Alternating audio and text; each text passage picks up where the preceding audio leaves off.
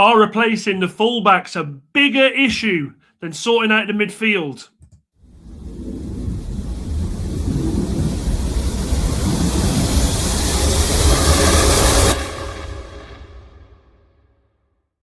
Good evening, everybody. Welcome back to Dan United. As you can tell, the voice isn't completely there yet, but we are powering ahead. I've missed you all. It has been a horrific week in the Robinson household with this illness, but we push on. I've got the Chelsea game on in the background as well. Look, Wednesday, we don't even need to digest Wednesday. Wednesday was fucking atrocious. Let's put it that way. It was atrocious. We were found out. Manchester United were found out. I said in a couple of videos prior to that were we papering over the cracks there? Were things just ticking along? And it deemed itself to be worthy of what I was saying because we got found out, and ultimately a 10-man Newcastle give us a fucking good hiding. Let's be honest. 2-1 flattered us, I thought. Chelsea were on the attack here with fucking Garnacho. But it got me thinking. Garnacho, he's missed it. It got me thinking. Is this the problem? Is this the main issue here? Are we looking too far into the midfield as being the issue? Now, look, we know we need to replace the midfield. It's been something we've spoken about all season and in pre-season. Let's be honest, it's nowhere near where it needs to be. But when you look into it further and you look into the games where we haven't really offered much, got to look at the fullbacks, man. And I tell you what, I've mentioned a couple of them that I've wanted for a while here, and now I think the Newcastle game showed us even more. I mean, I was sick to death of seeing Lewis Hall just bombing up and down, up and down. They were down to 10 men second half, but that kid was going up and down. His attacking prowess was fantastic. The willing to get forward and to make himself a nuisance was just so much different to what we've been used to at United. And I think Manchester United have had the same right back and left back for a long time now, and there have been question marks over Luke Shaw. There have been question marks over Diogo Dalot, but I think more than ever now, I think we're starting to see that it really is coming to a standpoint where we have to sit there and say, these guys ain't it anymore. And we know that Manchester United are in the middle of looking and planning for what is going to be an overhaul of the squad in the summer. And at the point of a couple of weeks ago, 3 weeks ago, 4 weeks ago, I said to everybody, let's just get the right back sorted, the left back we can do. Then I switched it to let's get the left back sorted. We can maybe get by because Dalot's playing very well at the moment. Ultimately, it's just looking more and more like the mess is both sides, and it's a mess that needs cleaning up very, very quickly. Now, we've got 9 cup finals left. Manchester United not exactly making it easy for themselves for the Champions League. I have got a video coming out about what I think the Champions League race is going to look like. Probably drop that tomorrow. But ultimately, I think Manchester United in the summer have got some big questions to be asked.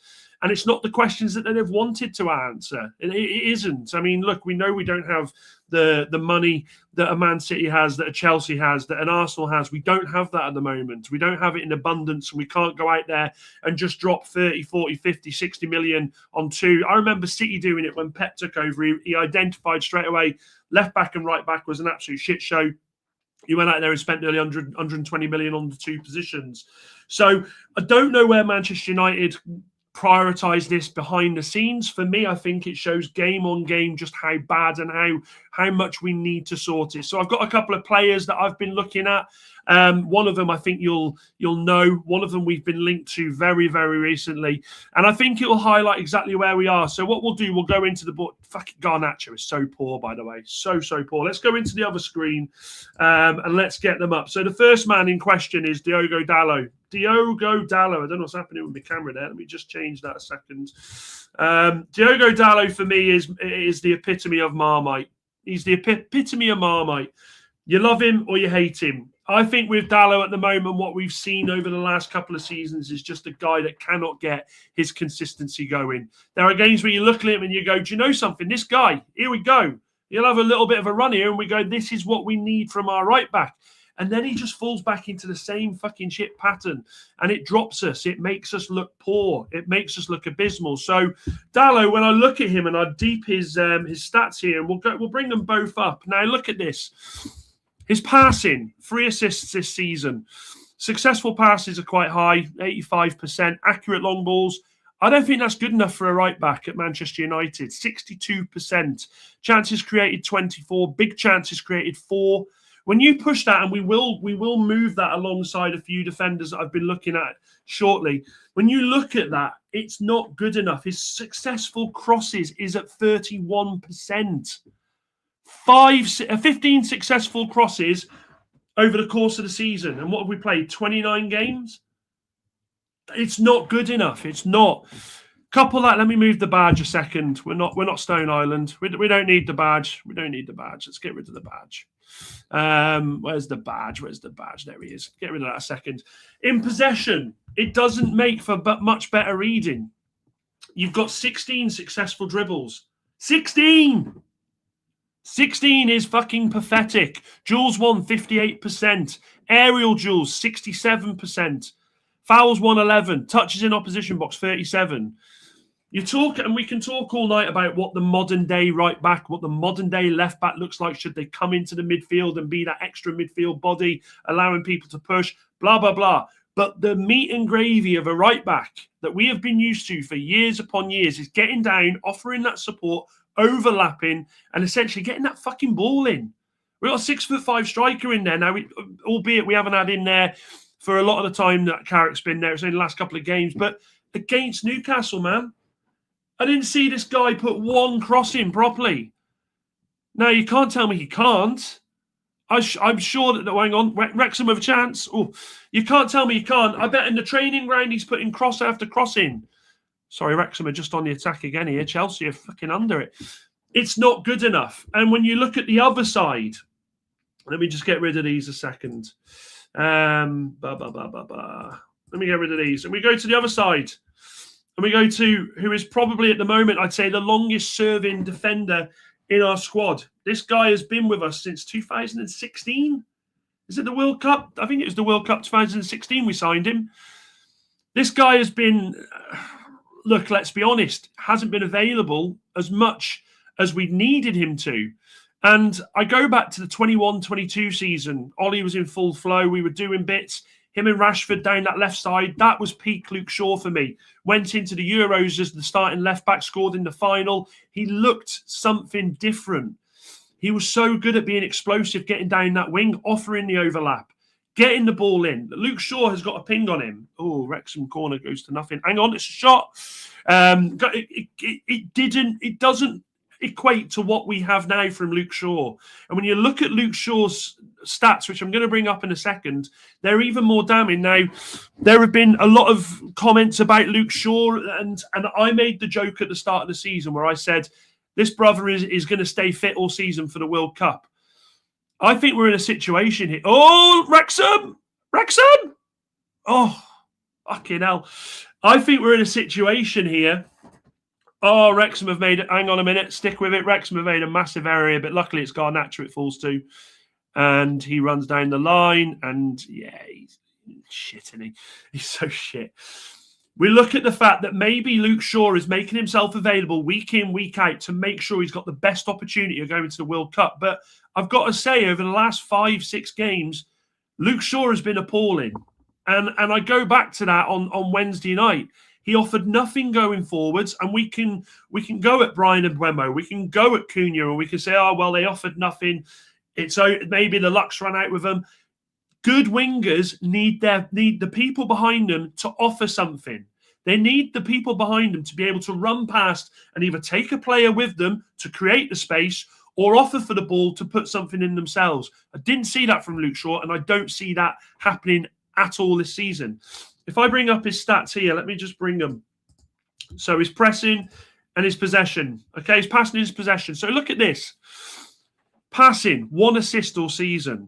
Okay, take away the XA. I can't be bothered with that bullshit. Successful passes, yeah, that's fine, 86%. But how many of those passes are just turning around and knocking it back or knocking it inside? There's nothing there that I look at. Oh, Chelsea are away, and it's, just flashed. Fucking hell, Chelsea are getting close. It offers nothing to me in the way of attacking. Big chances created, 1. That's from our left back.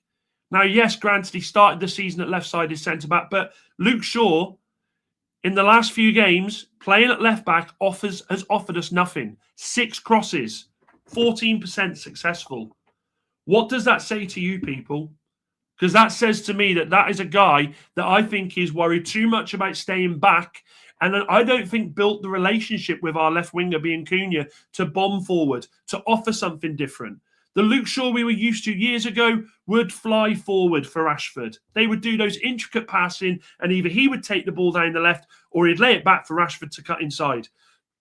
We don't have that with Luke Shaw anymore. Luke Shaw, I think, is at the end of his career at Manchester United. He's another player for me that I think goes to the World Cup maybe on the last couple of weeks. I wouldn't take him, but goes to the World Cup, and then I think we look at maybe moving him on.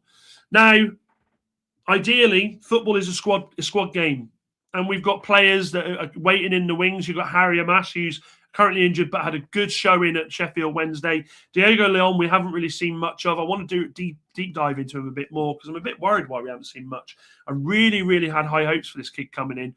But when you look at next season, who we have to contend with, Champions League football, FA Cup, Carabao Cup, you'd like to think that we wouldn't just be playing 40 fucking games like we have this season. This is who I think we should be bringing in. I absolutely adore this lad, and I've been banging the drum for Manchester United to go for this lad for about 2 or 3 years. He's 28 years old, so he's at the peak of his game. He's in a Fulham team at the moment. Don't forget, he's had a few injuries problems this season, but he's in a Fulham team that play exciting football. They do play.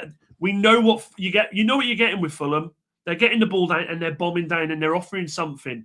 And you see the wing backs completely overlap every time. And that is what we need in the left back. Now, this guy, I think he's brilliant. And I think at his age, I don't think you would pay more than 35 million for Robinson. I don't think there's a world where you go to Fulham and they don't turn down 35, 40 million tops. I think that is well within the bracket of what Manchester United would look to spend for a left back. And let me bring his stats up. Now, look, granted, he's been injured this season. But let me bring his passing up first. Now, yes, no assists. I'll take the L on that. I'm happy to take the L. I've got no problem in that. But automatically, successful crosses 13. He's played less games than Luke Shaw. Big chances created 1. Accurate long balls, I'm not bothered about that. What I am bothered about is this guy gets into position. This guy gets into position. And when I bring up his possession stats, this is where I'm at. Look at this. Successful dribbles 6. Touched in the dispossessed 4 times. Oh, hang on a minute. No way. Oh, I thought it's fucking replay. Fucking replay. Fucking hell. I hate it when BBC do that. Jules 1's higher. I think this guy is what you look at for next season. He has got a lot of pace, something that Luke Shaw hasn't had for the last 5 years. I think he offers something with his assists. When this guy is on form and fit, he can absolutely add to what we need for creativity. I think that, honestly, let me bring him back up again. This is the man that you need at left back. This is the man that takes you forward. He would absolutely relish playing Champions League football. He's 28. I think he's probably got, this is his last chance to get a big move. Away. Years ago, if I remember rightly, he was meant to go to AC Milan, and I think they fucked up the paperwork, or it was an injury. It was an injury or paperwork on deadline day in the January sales, where he was meant to go to AC Milan. This guy's got pedigree, plays international football. Oh, Wrexham got the ball in the box. Honestly, man, Chelsea have been poor. I think Manchester United look at this guy all day long, and I think they go in the summer and they say, Fulham, slap down 35 million. What you saying, boys? What you saying? And as I say, I think Fulham turn around and say, take him. Absolutely take him. Wrexham again here. Now, on right back, this is one that's come up over the past few days. And I don't think you'd be shocked to see this guy coming up in conversations. Let me just get rid of Robinson. And that's Ryerson from Borussia Dortmund. Now, I don't watch as much German football as I should, and after the stats I've read today on this guy, I'm going to have to start watching a lot more, because I'll be honest with you, German football, Wrexham are away. Hang on a second, ball gets flashed in. Oh, it's off cooker here. I'm going to start watching a bit more, because the stats that this guy has pulled this season, again, 28, 29 years old at his peak. Borussia Dortmund have come out this week and said, yeah, okay, we know there's interest on air for him. He will not go for what has been quoted, and I believe 30 million euros is what was banded about. But this lad, I think, is everything in a right back what you need. And when you look at his stats, fucking hell, I mean, it's ridiculous. This is his possession stats, okay? So dribbles, 14. Touches in the opposition box, 30. Dispossessed 23 times. Fouls, 116. Aerial duels, fine, 50%. Successful dribbles 31%. When you go to this, though, this is the bit that got me a bit queasy. 11 assists. Successful pass rate 82%. Accurate long balls 22%. Successful crosses 36. This guy wants to get the ball in the box. Chances created 35. This is the right back that we should be looking at, people. This is what we want from our right back. We want someone who's going to push up the fucking field and try and offer something.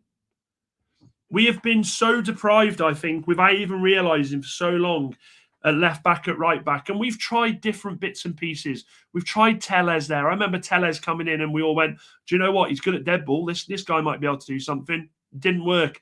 Mazraoui. I love Mazraoui, but I don't think Mazraoui's in it. I don't think he wants to stay at United. I think, again, at his age, I know there's interest in him from Italy. I'd be very interested if we keep Mazraoui this summer, unless there's a promise that we are going to give you more games at right back. I think these two boys, you could bring them in, Robinson and this guy, Ryerson, you could bring them in for a combined, I believe, 65, 70 million. And I think that's good money. I think that's decent money for a right back and a left back, both in their primes, both used to playing top football, both used to getting up and down the field, both used to playing with an identity. You can try your best to change an identity with football. You really can. And you can talk to the people. We saw it with Amorim. He come in with this idea and said, this is the way I want you to play. This is the way. Let me just bring myself back to the start there. This is the way I want you to play. I want you to be expressive. I want you to do this. I want you to stick and blah, blah, blah, blah, blah, blah. But you have to have the right players for it. These two players, I think, bring that to the team. I think they bring that to what we're trying to build. And ultimately, I think they bring that experience of knowing what their role is. They have both been used to playing in teams where their job is to overlap, is to offer something in an attacking sense. Now, yes, there are fears that Harry Maguire, if he stays, would be too slow to be left just him and Martinez at the back. But like I've said to you several times, and Maguire's a completely different conversation. I think if Maguire signs on for a new deal, I don't think necessarily plays every week. I think you will start to see the emergence of hopefully Dalot if he stays fucking injury-free. Hang on a minute. Chelsea. Oh, Neto. Have they got away with it? Hang on a minute. No, it's a shite shot. It's going to go right for a corner, is it? I don't think you'll see that. I think you'll see the emergence of other players being able to come and do something. So I think Manchester United, when they look at these two players, would have two players that would come in and essentially push the team forward. Because we have seen it too many times this last 3 or 4 games. We are being pegged back.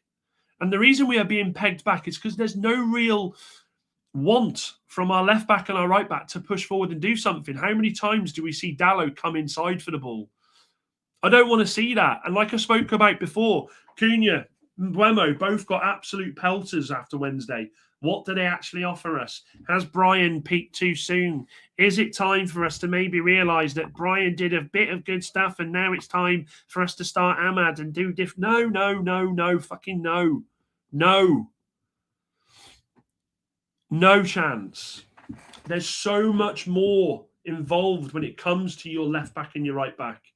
In the modern day game, they are so important. Manchester United, we know, are going to have to spend a big-ass chunk of change. Oh, hang on, Wrexham away again here. Are going to have to spend a big-ass chunk of change in sorting that midfield out. We know that. We know who we're linked with. We know that potentially we're looking at going to Spain now, and apparently there are surprises in store for who we're linked with. I believe it when I fucking see it. But I think ultimately, if you're going to spend a big chunk of change, you need to make sure that you've got your reserves ready to sort out the two positions, which I think are equally as important as midfield. I honestly do. Yes, we can talk about the fact that Manu and Casemiro were absolutely bullied by Joe Linton on, I mean, fucking, do you know what? This to Joe Linton. Joe Linton should have been sent off on Wednesday.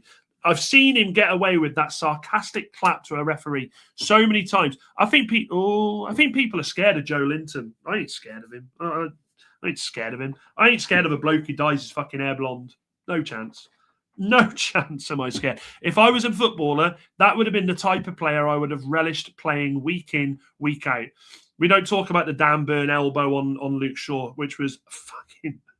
I mean, what is VAR there for? I don't know. Do you know what I mean? They made a complete hash up of the red card, but they missed the elbow completely. Oh, side netting. Manchester United have a big summer ahead of them.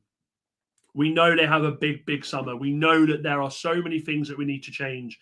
Fabrizio Romano has obviously this week released that Manchester United are look set to make around about 80 million on Rashford and on Højlund. Well, straight away, if I'm Manchester United and I'm thinking about the money I'm saving on them, both wages and, of course, the money we get bringing in, that 80 million goes out there and brings those two lads in there, without a doubt. Without a doubt. And when you look at the money, when you look at positional replacements, we don't need to replace them positions for Rashford, for Højlund. They've already done that. Utilise that money to sort the left back and the right back out. And do you know something? Here's the other thing, right? I'm writing off Diogo Dalot, and I think a lot of us have written Diogo Dalot off. How many times have we written Diogo Dalot off? We've probably written him off 10, 15 times since he's been at the club. But just maybe a player coming in, like a Ryerson, pushes Dalot to be that bit better. Because, again, I hear so many stories about, oh, well, he's a great voice in the changing room. The lads love him. I couldn't give a fuck. I couldn't care less. Some of the best players in football were despised sometimes by their teammates. Were despised by their teammates. But there was that mutual respect that they went out there and they did their work. They did their job. We have so much problems, I think, with Manchester United players being deemed nice blokes. Oh, they're great guys. You used to see them around the training round. They're brilliant. Always first in as well. They set the example. You can set an example in training all you want. Oh, hang on, Wrexham here. Oh, fucking hell! It's just that final ball. You can set all of the standards. Yeah, of course you can. You can train well. But it goes back to the world-class ability conversation that I always bring up. To be counted as world-class, you've got to have world-class ability, world-class mentality. And it's ultimately the same when it comes to your career as a footballer. Yeah, you can train well. Of course you can. But if you can't back it up on the field, it doesn't make a fucking difference. How many players do we know of that weren't great trainers but would go on the pitch and it would be magic? They are the enigmas of football. They are the people that you look at, you go, how did they do that? But when you get one that does both, when you surround a team with a player that does both, it changes everything. Let me go through some of the comments. Let's go, Big Dan. Good to see you. It looks carpy. I hope you're well, buddy. Kev, guys, I will be sending you over to Kev at 8. He is going to be doing his singing. I was going to say singing and dancing. Kev does dance, but he doesn't do a singing. Well, he might do a dance for you tonight. Drop a comment in there tonight asking for a Kev dance. Dalot and Shaw are dog shit, absolutely. Hope you're feeling better, says Chappy. I'm struggling, brother. I got to be honest with you. I'm pale. I'm unkempt. Mrs. Robinson's downstairs and has got it in. It's not good. This is the worst I've had it. This is. Sancho was good in Germany, and my granny was. Do you know what though? I think we've learnt our lessons. I think we've learnt our lessons on attacking players from Germany massively. Can I move that a second? I don't think I can. What's your thoughts on Denzel Dumfries? Lewis Hall. I said this on the Loaded Mag. Lewis Hall's the only. I mean, look, I'd love to take Tonali after Wednesday. I'd be banging down Newcastle's door for Tonali, but he ain't leaving Newcastle for less than 100 million. Less than 100 million easily. Like, you are going to have to. You're overpaying massively, not only because it's United, but it's the Premier League, and you just are. You're overpaying. Let me move that there a second. Can I move him there? There we go. Perfect. Hang on a minute. There's a corner here, and Denzel Dumfries is one. I think he's been linked with us too many times. I think he's been linked far too many times, and I don't see him leaving. I don't see it. Hang on a minute. There's a corner here to Wrexham.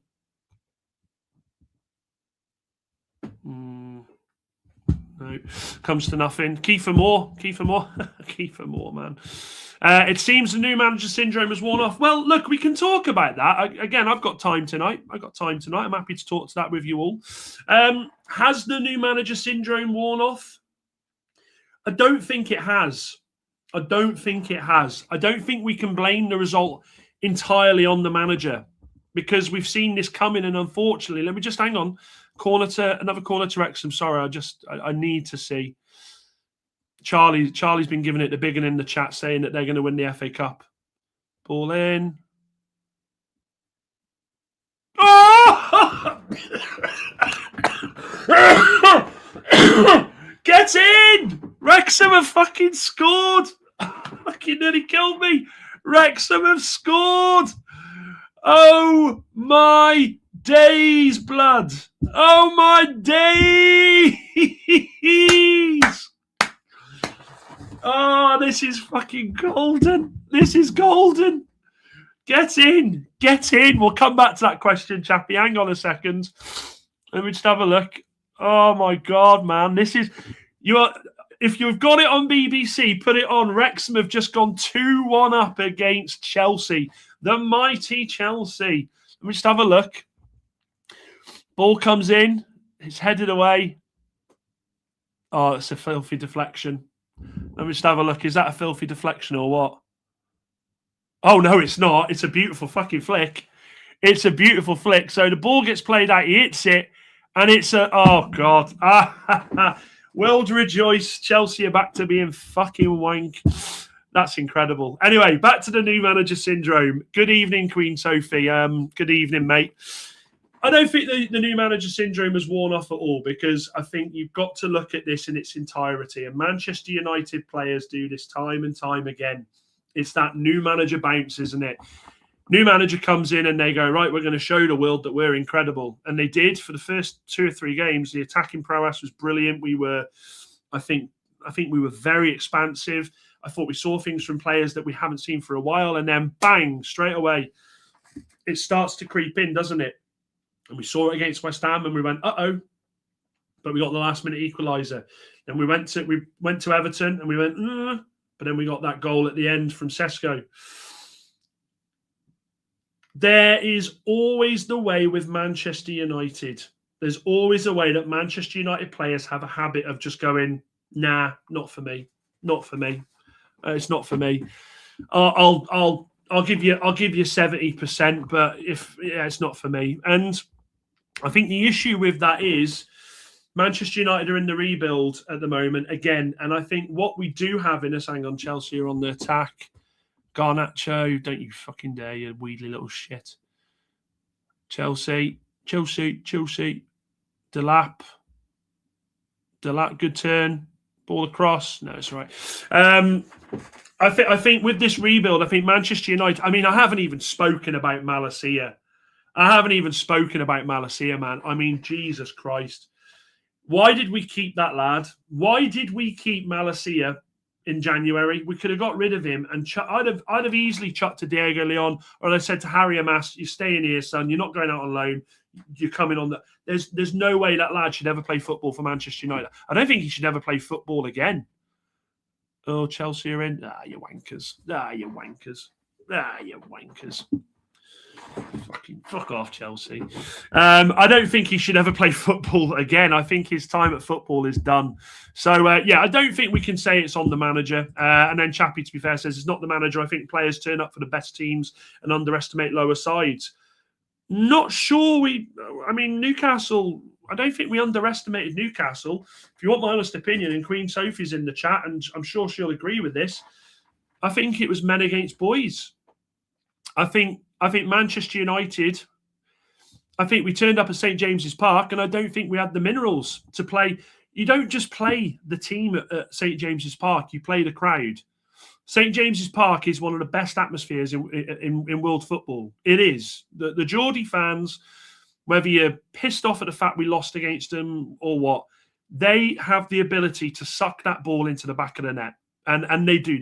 They just always have done. They always have done. Even in the doldrums, I hated going to Newcastle. Newcastle always seem to have that thing with United. It's a bizarre, we haven't won there in like 6 years. So I expected it, and Pete from Loaded Mag, he fucking infuriated me because all week he was going, "No, you're going to hammer us. You're going to hammer us. You're going to hammer us." And then what happens? They beat us. The sunglasses come on, and it's like, well, what are you worried about? I told him this would happen. I think when you looked at the ability the ability difference between 10 men United, 10 men Newcastle, and 11 man Manchester United was night and day. I'd have backed the 10 men of Newcastle to play City that day and win, because they had that bit between their teeth and they went, do you know what? Red card, we're fucking having you now. Manchester United in the second half, they just didn't move the ball around. I mean, Senny Lamons said himself, half time we were told to move the ball around and they just didn't do it, and how many times do you see Mainu sort of turn and just, is that Cucurella on the fucking floor again? Sick of Cucurella, man. Sick of Cucurella. Absolutely sick of Cucurella. How many times did we see that? Did we see on no, it isn't. Oh, it's Mark Gay. Okay. How many times did we see that? How many times? Like, I think if you want to be looked at as a team that's going for Champions League football, if you want to believe the hype and you want to adore the adoration of the fans going, oh, we've got our Manchester United back and we're winning ugly, but we're still winning and Carrick's at the wheel. Wrexham are away, yeah? Oh, it's a save. Oh, it's just past the fucking post. Then you've got to play like it. Then you've got to be willing to go to Newcastle and you've got to be willing to get the fans riled up and you've got to be willing to take wax off Joe Linton. I mean, you've got to be willing to take wax off fucking Dan Burn, who, by the way, Dan Burn should have been sent off. I'm sorry. That was a blatant. I mean, the elbow on Luke Shaw, that was disgusting. And they didn't even look at it. And you saw him, he proper went in on him. But you've got to be willing to go there and take your licks off these players, because that's what they're going to do.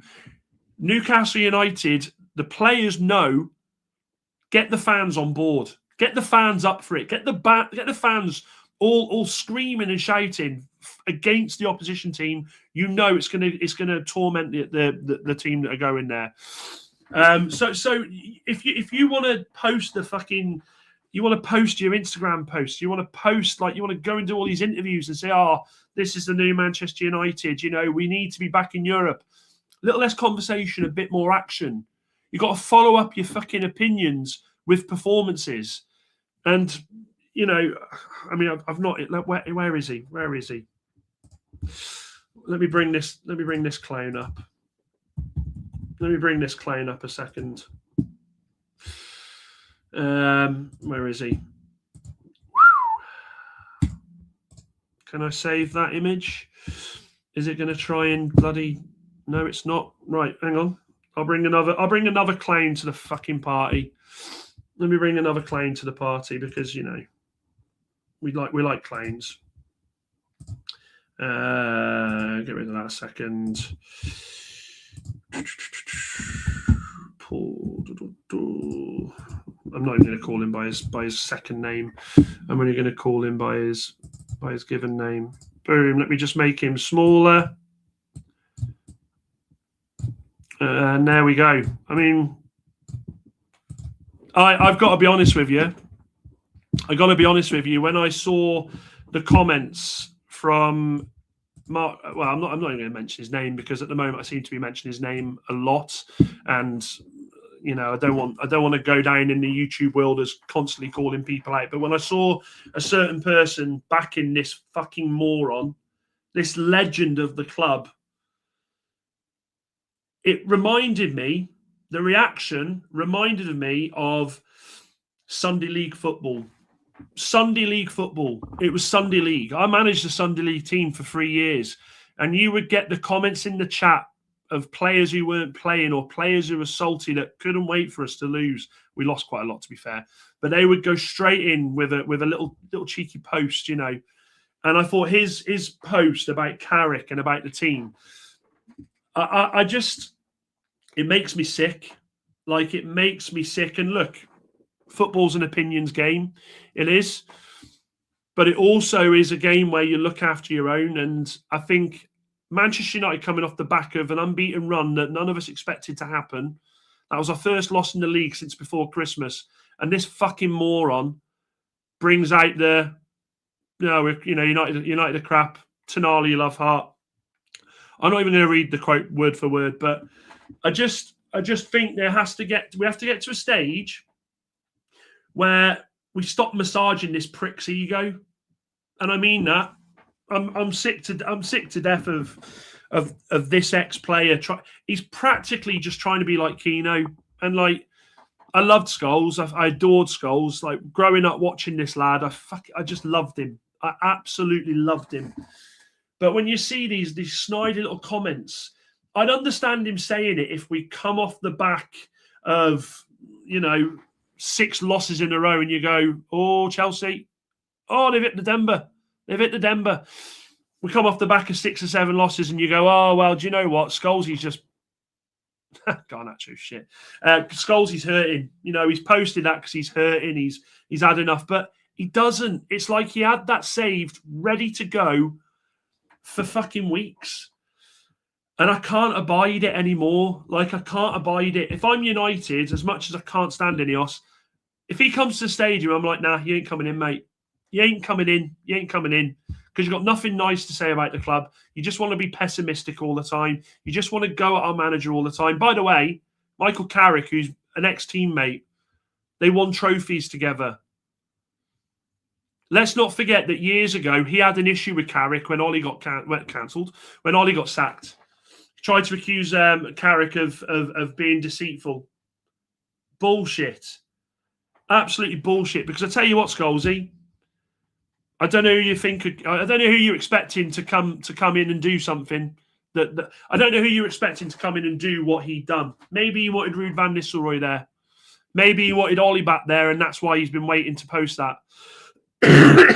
Maybe he's waited for weeks. He's thought, it's all right, City will smash us. Then I'll be able to post about it. Oh shit, City didn't smash us, right? Okay. Oh, hang on, Wrexham away here again. Oh, it pisses me off. It absolutely pisses me off. Let me go through some more of your comments. Move that over there a second.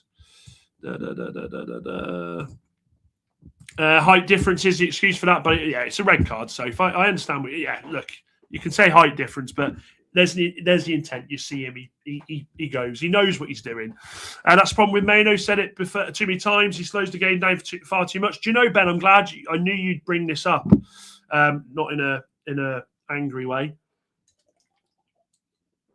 I knew you'd bring up Manu, and so I waited for someone to do so, and I was hoping it was you. Manu's gone off the boil the last couple of weeks. I love Manu, but I'm never, ever going to sit here and have rose-tinted glasses on and say this guy, he's the best in the world. He isn't the best. He's 20 years old. And let's not forget, there aren't many 20-year-old midfielders that play week in, week out because they have to. Not because of form, not because of, Garnacho's been complete. I hope that you little bell end. Let me have a look at that again. Oh, yes. Inject that into my veins. Garnacho has been absolutely fucking Polax there. It might be a red card here. I think it's going to be a red card. Yeah, it's a red card. Happily take that. Take that all day long to fuck that little shit up. But what I am saying with Manu is Manu's had to play week in, week out because what's the alternative? Play Agate there? Absolutely not. I thought Agate was shit when he come on. In an ideal world, we'd have midfielders where you'd be able to say, right, Manu, you're not pulling it. We're pulling you out the side for a couple of weeks. We're going to put someone in, but we don't have that. We just don't have that. So he did slow the game. And actually, I'd go as far to say I think he looked intimidated when he was, fucking hell, that is a challenge. He looked intimidated when playing against Joe Linton. Joe Linton only had to bark near him and he'd have run off screaming. St. James's is an epic stadium. The fans make the place rock. We're just weak all over like we had played a game before. Agree? Yeah, we know. Yeah, of course we did. Carrick solved a lot of problems putting players in the right positions, but that's made us look a lot better, says Antonee. I don't think your players are fit enough to play 2 games. And that is a banging comment, by the way. That is a banging comment. Playing twice. Look at, right, this is the thing. Cucurella, man. Cucurella. I would happily scrap that bloke. I hate Cucurella. And then when you watch this guy, I've just watched him there, the red card, he's like, yeah, get in there. I don't care about the red card. I'm just glad someone's absolutely capitulated Garnacho. That's been coming, mate, that has. All the comments you make, that's been coming, you little sausage. Can't stand him. But Soph makes a great comment here. I don't think we are fit enough to play 2 games a week. I don't. That was a glaring, obvious thing we could see. It was glaringly obvious that we weren't going to be able to do it. We've been so used to playing once a week. We've been so used to be set in our ways of play once, have a week off, reset. It didn't work out. The substitutions, I think, were heavily implied. Garnacho's up, believe it or not, walking around fine. So bless his cotton socks, he's okay now. But I think the 2 games definitely is hurting us. But then the other problem is Manchester United don't play for fucking, 2 games in the next 34 days. So bad. I was happy to give you guys the points. Oh, I don't know about that. We're never happy about it, are we? We're never happy about it, Anthony. No, we're never happy. Good lad, Dobson. Yes, I didn't think there was anything wrong with the challenge. In fact, I go as far to say 20 years ago we'd be applauding that. Hate seeing ex-players bash United. Shit when Scholes and Keano are my favourite players of all time. This is the problem. I don't want to talk about Scholes too much anymore, but he fucking knows, and it goes in with his podcast, doesn't it? He loves to hate. Honestly, I'm going to message Potts because surely Potts has got a connection with that overlap. I pay to go on that show to be face to face with Scholes. I'd pay to go on there and have a chat with him. It is, yeah. I think it was a red, guys. I think it was a red. He fucking crunched him. Mainoo was a bit slow, but to be fair, he has been very good for a few games, so we'll give him that. Yeah, look, as I say, Mainoo's had to play week in, week out. He has, and I think we're seeing the effects. Garnacho now, twat, honestly, twat. Mainoo was amazing at first, but lately seems like he's only as an engine. Mainoo will get better. Now let's remember this, and Ben, I want your opinion on this because I think that Garnacho looks like MJ in the Thriller video. Right after he's changed, I know what part you're about. When she puts his hand on his shoulder and he's like, let me just mute a second.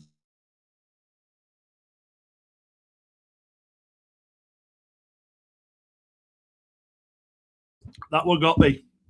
But I'd be interested to know what people, my eyes are going now. I won't be able to do much longer. My throat's going. I'd be interested to know what people's thoughts are. Has Mainoo had a bit of a baptism into fire this season? And has Mainoo done enough for us to look at next season and go, we need to be buying someone to play alongside Mainoo? Or are you of the opinion, chat, that we need to be buying players to compete with Mainoo? I think we obviously need to buy players to compete, but we all know at the moment that the major issue is replacing Casemiro. And by the way, Elliot Anderson again against City. Whew! I love Elliot Anderson so much. What we don't need is players that put the effort in for a new manager but can't keep it up. Or no matter who's in charge, it's going the same way. This is the problem, and the players seem to forget this. The players forget this, Anthony. It's a good comment. The players forget that we don't forget. The players forget that we don't forget. In fact, the players need to remember. Take care, Soph. Take care. Hope have a great evening. Good luck tonight as well. Good luck. Beat City for me. The players don't seem to remember that we don't forget. And I think in their minds, what they think is, oh, well, we'll put in a few performances. The fans will be happy again. And then we'll just go back to, hang on. Wrexham are away, yeah? It's just over here. Wrexham with a chance. To the byline, it's going to... Oh, you fucker. They need to remember that we don't forget. And I think the more that players start to really, really churn in on... the more that the fans really start to churn in now on said players and remind them of that, the better it'll be. Now, obviously, we don't want it... That's a hit. We don't ever want players to be abused like they are in Spain, where they're punched and kicked or racially. I mean, racially is if you racially abuse someone, then you were obviously dropped on your head several times as a child, because there's no place for that at all. I think it's fucking disgusting. But I do think that the players need to be reminded. And I think the problem that us as Manchester United fans have, and you know what, sometimes maybe I fall into that bracket, maybe you guys fall into that bracket sometimes, is when we do hit a little bit of a bounce, we go, hang on a minute, we're mint. And this is why I got so annoyed when I was seeing all of the messages of Manchester United could quite easily go on now and, apologies. Manchester United, what if we'd have replaced replaced Amorim with Carrick in November? We'd have been Premier League contenders. We never would have been Premier League contenders. To be Premier League contenders, you've got to be a different type of team. You've got to be able to go to places like St. James's Park and pick up points. You've got to have that resilience. You can't have a 2 or 3 game bounce and then go, do you know what? I'm going to throw it in a bit here. So that's what annoyed me, and it just annoys me that I think sometimes fans forget this. And Wrexham again here. That's a foul, isn't it? It's the same Bellend who was in charge against Newcastle. Hasn't got a fucking clue how to referee. So I just think we need to remind ourselves to not let the players forget, is what I'm saying. We need a signing in both midfield and defence, then build the team around them, absolutely. I think Mainu is a squad player. If we want to be competing, he doesn't start, in my opinion. And Ben, do you know something? I don't take issue with that comment at all. I think this season he absolutely has to start because there's no one else there. Simple as that. At 20 years old, you have to be different kind of gravy to be starting every game. You have to be different gravy to do that. He isn't at that stage yet. He isn't. He's 20 years old. We need to remember that. He has got so much development left in him. He's got so much development left in him. I think the kid his ceiling for me is still way up here. Way up here. I think he was just bullied. And let's be honest, Casemiro was bullied. Joe Linton had Casemiro in his pocket. He was bullying the shit out of him.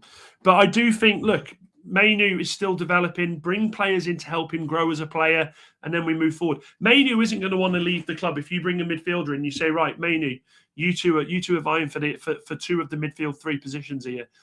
Under Amorim, it was personal. He was never going to play under Amorim. But I think there's a different way you do it. I don't think Mainu is good enough to be the mainstay of a tactical change. Interesting, Antonee. Interesting. Please elaborate a bit more on that, bud. I reckon Ineos will spend all summer getting journos to put reports out that we've to the players we are linked to, so they can't wait till the final month then to buy 3 players and be like, oh, well, we tried to get more. Intriguing. Let me come back to that in a second, Johnny. And good to see you, mate. I'll pop that as a star. I'll come back to that one. So yeah, good comment. If we got the players in Amorim wanted, it could have been a different story altogether. Yeah, but the player he wanted, let's not forget, Antonee, the player he wanted was Baleba. He would have been happy for United to put down 100, 115, 120 million on that lad. And I don't think he's shown enough.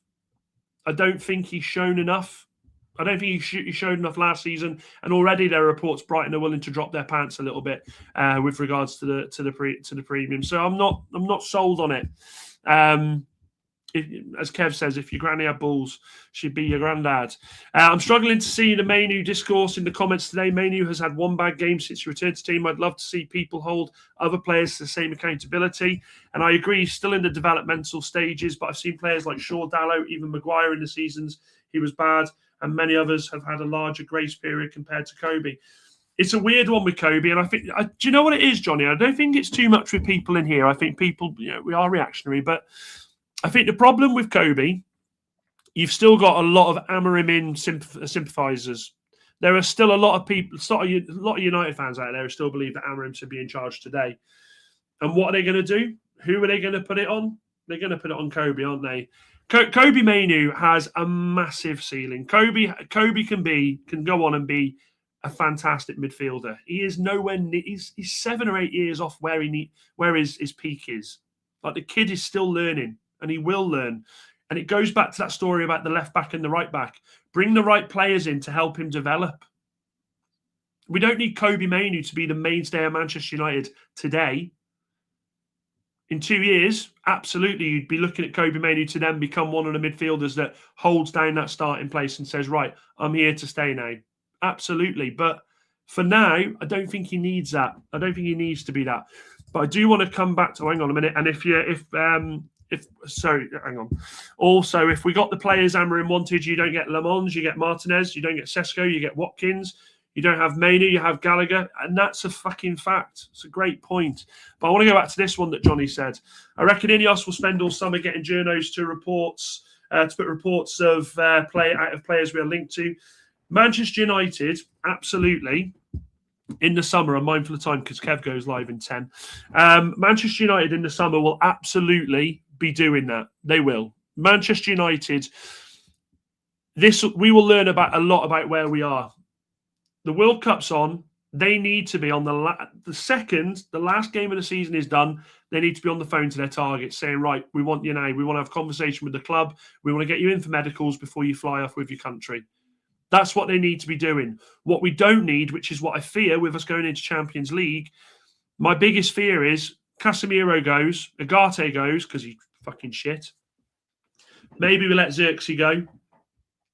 But then we're getting to sort of the back end of August, and then we're bringing the players in because they've been away with the World Cup. They've been away on holiday then. We've missed the boat.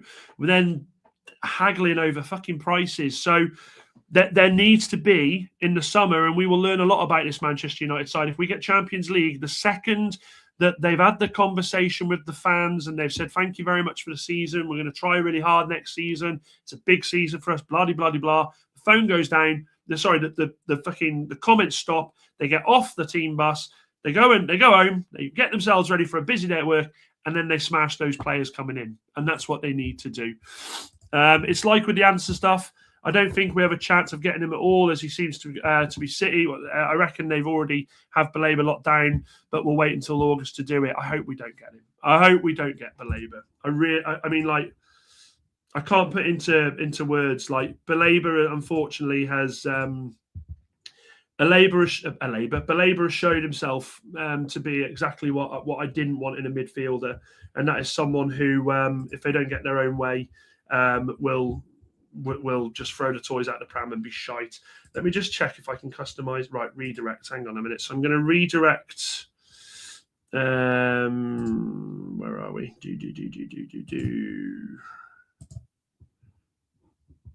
Is it this one? No, don't want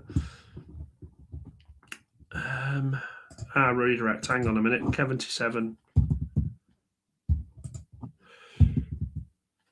Kev.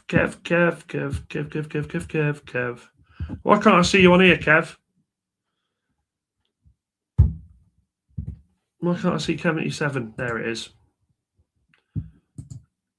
Oh, Kev, if you can hear me, mate, you need to add me to your redirect list in community settings.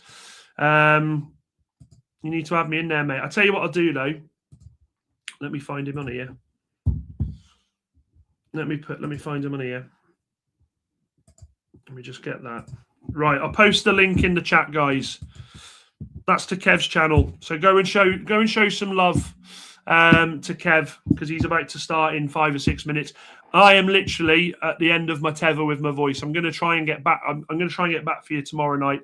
I do apologise that I've been missing, but this has kicked me in the nuts. It's been good to get back to you all, actually, because I think there's been a few things we've all need to get off our chests with the way of Manchester United at the moment. Down but not out. There's still plenty of time for Manchester United to sort themselves out and get themselves into Champions League. Champions League is a must. We know that. And if we don't get Champions League, I fear for what will happen next season, because the quality of players, the money that we bring in would be shit. But we are still in the driver's seat. And we've got Aston Villa coming next, who haven't got a great record at Manchester United. We need to beat them, and we need to beat them soundly. I think, Chelsea going. I think we will know more when we play them. You've got to remember, Chelsea are playing Newcastle. My video I'm going to do is going to be about where I think Champions League is, where I think people finish in the Champions League. I think he is sorting his tit tape out, I reckon. So I need tit tape. These are getting massive now. Honestly, I'm thinking of, Chelsea. I'm thinking of starting an Only Dan's website. Just me ironing, topless. You'd all pay for that, wouldn't you? Anyway, on that positive note, I'll see you all soon. Please, please, please remember one thing for me with Manchester United. And I don't say this enough. I genuinely do not say this enough to you all. Pain is temporary. Class, though, will always be fucking permanent. See you soon. Take care.